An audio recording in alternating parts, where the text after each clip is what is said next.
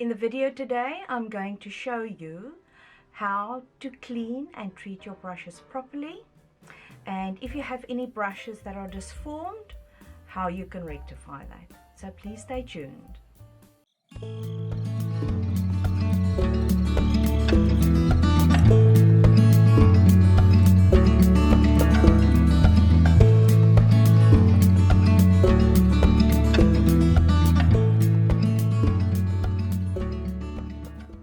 Well, hello there, my Firefly friend. Welcome.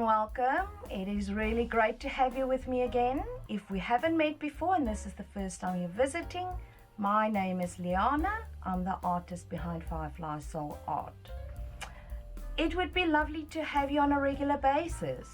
So yes, you don't want to miss out. So please, if you want, I would be grateful. Click the subscribe button so that you don't miss out on a video. Together, we can build a great channel. Can't do it alone, only with you. So without further ado, let's get started with cleaning those brushes. A studio tip, taking care of your brushes. Normally when you wash your brushes, you will wash your brushes like this with soap.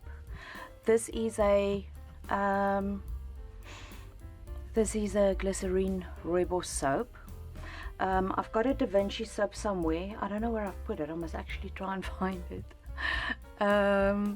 And so you can basically use any soap. You can use like dishwashing liquid to clean your brushes, but you need a solid soap as well, and I'll show you now why.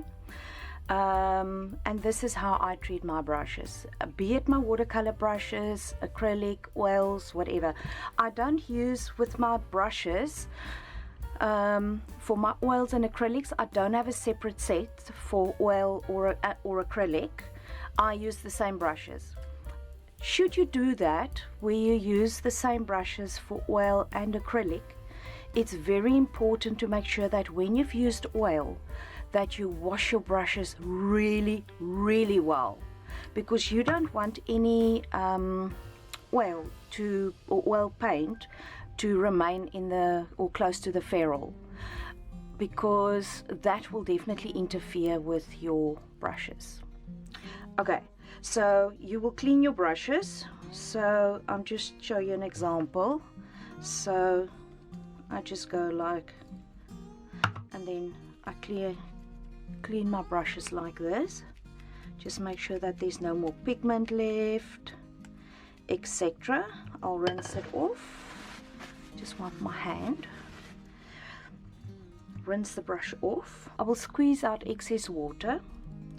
Then what I do is I will take the same bar of soap, I'll pull the brush through like this, I'll turn it 180 degrees and I'll coat it that side, and then I make sure that I coat the whole brush in the soap.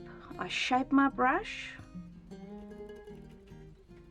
and then I leave it flat to dry with the soap in there, because the soap will help to keep the bristles together.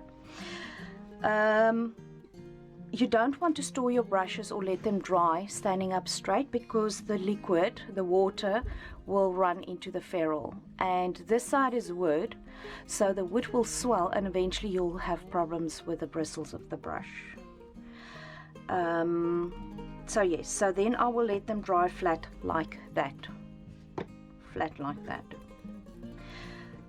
This is the one way that I clean my brushes and that I reshape.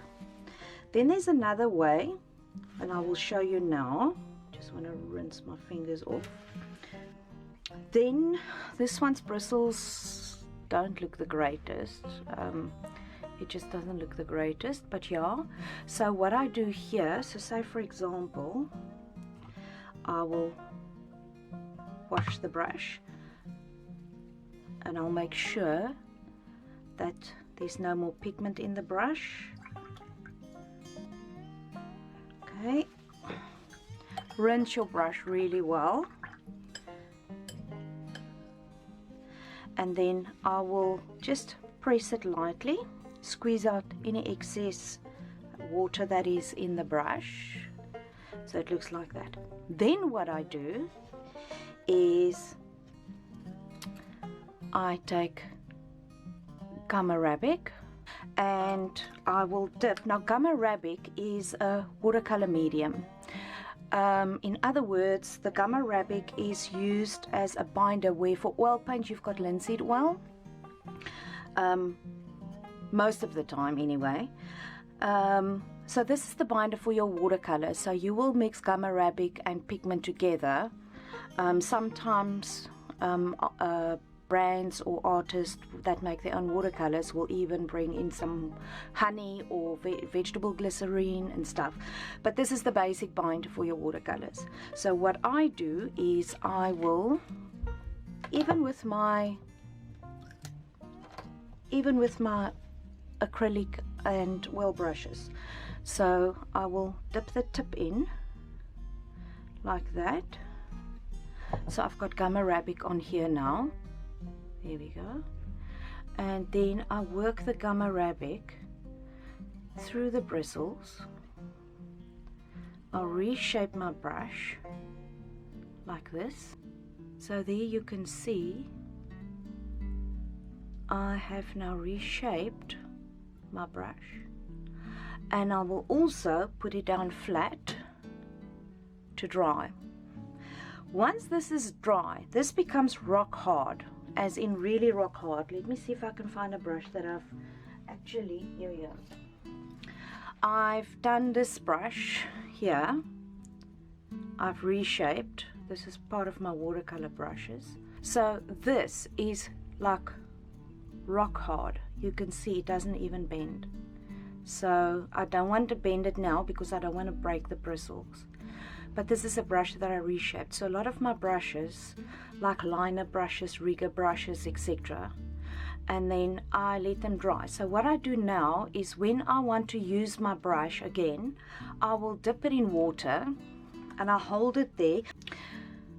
Normally when you buy brushes, they are firm, they are like solid, they've got like a coating. I'm not sure if they use gum arabic or a starch or whatever. Anyhow, so then you just keep your brush in the water for, don't let it lie in the water. So you hold it that only the bristles are in the water, and then it will start soften, and then it will act as a as your brush as per normal. The bristles or the hairs will be nice and soft again. You never want to leave your brush. Let me get a soft brush, then I'll show you. When you leave your brushes, take this brush. If my hand, we're looking now, this is a jar and it's got water in it, it's lying on its side. And you put your brush and you leave your brush, your bristles deform. And with your bristles deforming, if you take it out, you're gonna have a wonky brush, and you don't want that. We don't have a golden ticket here for Willy Wonka and the Chocolate Factory. So, no golden ticket, so make sure that you don't leave your brushes standing in the water. Also, the water goes into the ferrule. Again, it will make the wood swell, and that is how you can ruin your brushes. So this is just a quick studio tip. So yes, so this is how you clean your brushes. And there you can see. So when you use your paint brushes and you want to paint, say for example I want to paint in oils now today, with both of these, or say one is watercolor and one is oil. So this is oil. I want to use this one for oil painting. I will rinse this brush in my turpentine, that if whatever turpentine or odorless mineral spirits, whatever I use to clean my brushes, I will just clean it in there, dry it off, and then I'll continue oil painting. Watercolor, I will just rinse it in water and then I'm ready to paint. The same for if you want to do acrylic painting. So for the water-based paints, you will just use the water to clean the gum arabic or the soap off, and then for the oil you will use your either mineral spirits or turpentine, OMS, odorless mineral spirits, and so forth. So yes, so this is a good way of taking care of your brushes. There is another tip for deformed brush tips, but those are specifically for synthetic brush tips. I just want to see, say for example, like say this brush tip was now deformed. So with synthetic brushes, I haven't tried it myself. I will sometime. That's for when your brush tips are deformed. For example, when you've left them in a jar of water or turpentine or whatever. What you do is you take boiling water and you only dip the brush up to there before the ferrule starts, because there's glue in the ferrule that's keeping all these hairs together.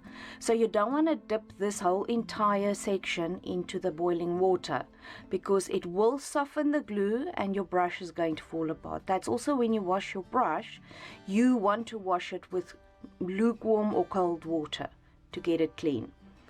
So yes, so then you just soak your synthetic fiber brush in boiling water up to there, and then you reshape it, and then you just leave it to dry flat.